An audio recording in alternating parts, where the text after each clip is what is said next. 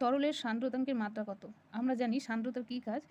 যদি কোনো গতিশীল মানে তরল যদি কোনো গতিশীল অবস্থায় থাকে, তো তার এই গতিশীলতাকে কমানোর জন্য একটা অপোজিট যেটা বল কাজ করে, সেই বলটার নামই হচ্ছে সান্দ্রতাঙ্ক। যদি বলা হয় যে জল আর মধু, এই দুটোর মধ্যে কার সান্দ্রতাঙ্ক বেশি? তাহলে মধুর দেখব। কারণ মধুকে অন্য পাত্রে ঢালার সময় টাইমটা বেশি লাগবে। আবার সেই একই পাত্রে জল ঢালার সময় টাইমটা কম লাগবে। তো সেটাই হচ্ছে যে গতিবেগ, যেকোনো তরলের গতিবেগ কমানোর উদ্দেশ্যই মানে সান্দ্রতাঙ্কের সেটা কাজ। তাহলে আমরা কি জানি যে সান্দ্রতাঙ্ক মানে ওই তরলের মধ্যে যে বলটা ক্রিয়াশীল হয় সেটা F = সান্দ্রতাঙ্ক ক্ষেত্রফল dV/dx। এই ফর্মুলাটা জানি। তাহলে এখান থেকে সান্দ্রতাঙ্কের মাত্রা জানতে চাইছে, তাই সান্দ্রতাঙ্ক = F/A dV/dx। এটা এই বলের মাত্রা আমরা কি জানি তাহলে?